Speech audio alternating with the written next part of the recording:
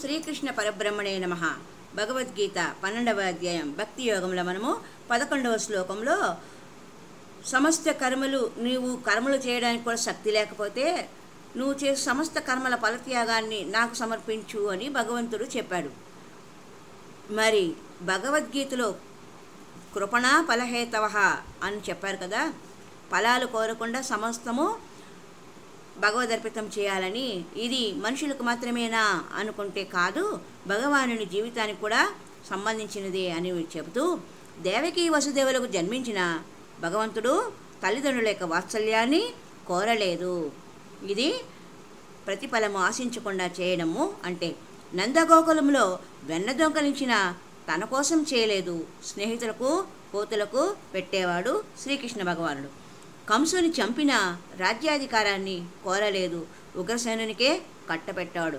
ఇదే ప్రతిఫలము ఆశించకుండా చేసే కర్మ. జరాసంధుని చంపిన రాజ్యాన్ని అతడి కుమారుడు సహదేవుని పట్టాభిషిక్తుని చేశాడు. శిశుపాలని వధించిన అతని కుమారుడు దృష్టకేతువుకే రాజ్యాన్ని అప్పగించాడు. నరకుని చంపి అతని కుమారుడు భగదత్తుని రాజుగా చేశాడు. దంతవక్రుని చంపి అతని రాజ్యాన్ని అతని కుమారుడిని రాజ్యాభిషిక్తుని చేశాడు. పౌండ్రక వాసుదేవుని చంపి అతని కుమారుడిని రాజ్యాభిషిక్తుని చేశాడు. దుర్మార్గుడైన దుర్యోధనుడు సాయం కోరితే తన సైన్యం మొత్తం త్యాగం చేశాడు. నాకేమి ఇస్తావు అని అడగలేదు. పాండవులకు ఎంత మేలు చేసినా, యుద్ధంలో ఎంత సహాయపడినా తాను ఏమీ ఫలితాన్ని కోరలేదు. రాజ్యంలో వాటా కోరలేదు. రథాన్ని తోలే పని అప్పగించిన పనిని శ్రద్ధగా సక్రమంగా నిర్వర్తించాడే కానీ ఏ ఫలితాన్ని ఆశించలేదు. ఇంత చిన్న పనియా అని కూడా భగవంతుడైన శ్రీకృష్ణుడు అనుకోలేదు. ఆయన ఏ పని చేసినా ఆ పనిని సక్రమంగా నిర్వర్తించడమే కాక కర్మఫలంపై ఏమాత్రమో ఆసక్తి లేదు, దేనిని కోరలేదు. మరి మనము మాత్రము ఏ ఫలితం లేకుండా ఎందుకు కర్మలు చేయాలి అంటాం. సూర్యుడు వెలుగునిచ్చి నీ వద్ద నుండి ఏం కోరుకుంటున్నాడు? వాయుదేవుడు గాలినిచ్చి నీ ప్రాణాన్ని నిలిపి ఏం కోరుకుంటున్నాడు?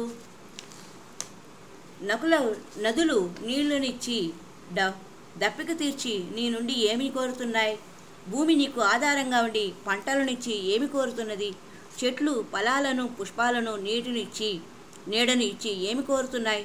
చంద్రుడు చల్లదనాన్నిచ్చి ఏమి కోరుతున్నాడు? మన సమస్త ఇంద్రియాలకు శక్తినిచ్చి పరమాత్మ ఏమి కోరుతున్నాడు? కానీ దేవాలయంలో పూజకు కానీ అభిషేకం కానీ చేయించిన తర్వాత ఏతత్ ఫలం సర్వం పరమేశ్వర అర్పణమస్తు అని పూజారి మంత్రం చదవగానే ఖర్చు మనది, ఫలితం పరమాత్ముడిది అని మనము లోపల గొనుక్కుంటాం. అర్థం తెలిస్తే మనకు పని కన్నా ఫలితము ముఖ్యము.